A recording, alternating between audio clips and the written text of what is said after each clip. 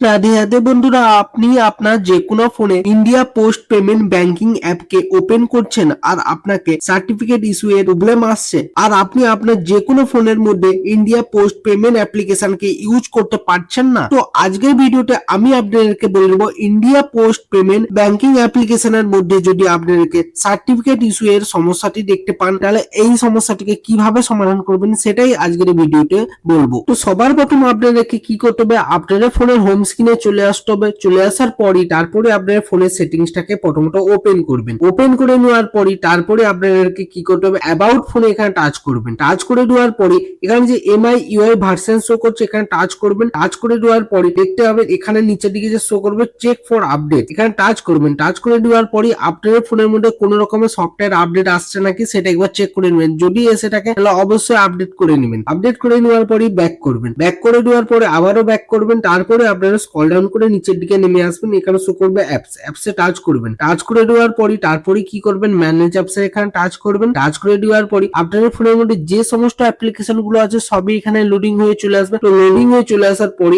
এখানে আপনাদেরকে India post payment bank অ্যাপ্লিকেশনটাকে খুঁজে বের করতে হবে। এখান দিয়ে যদি না খুঁজে পাচ্ছেন তাহলে উপরে সার্চ অ্যাপস এখানে টাচ করবেন। এখানে লিখবেন IPPB, এরকম ভাবে লিখবেন। লিখার পরে তারপরে দেখতে পাবেন এখানে এই অ্যাপ্লিকেশনটা চলে আসবে। এখানে টাচ করবেন। টাচ করে দেওয়ার পরে প্রথমত আপনাদেরকে কি করতে হবে, এখানে যে 4 স্টপটা শো করছে এই 4 স্টপে এখানে টাচ করে একবার ওকে করতে হবে। তারপরে আপনারা কি করবেন, এখানে যে শো করছে এই স্টোরেজ এখানে টাচ করে দিতে হবে। টাচ করে দেওয়ার পরে তারপরে নিচের দিকে যে শো করছে ক্লিয়ার ডাটা এখানে টাচ করে ক্লিয়ার ক্যাচে করে একবার ওকে করবেন। তারপরে নিচের দিকে আবারও শো করবে ক্লিয়ার অল ডাটা, এখানে টাচ করে এবার ওকে করবেন। তারপরে আপনারা কি করবেন, ব্যাক করে দিবেন। ব্যাক করে দেওয়ার পরে তারপরে আপনারা কি করতে হবে, আপনার ফোনের মধ্যে যে গুগল প্লে স্টোর নামের অ্যাপ্লিকেশনটা আছে সেটাকে ওপেন করতে হবে। ওপেন করে নেওয়ার পরে তারপরে আপনাদেরকে কি করতে হবে, নিচে সার্চ এখানে টাচ করতে হবে। তারপরে উপরে সার্চ বারে টাচ করতে হবে। তারপরে আপনাদেরকে IPPB এইটা লিখে সার্চ করতে হবে। সার্চ করে নেওয়ার পরে দেখতে পাবেন IPPB মোবাইল ব্যাংকিং এই অ্যাপ্লিকেশনটা চলে আসবে।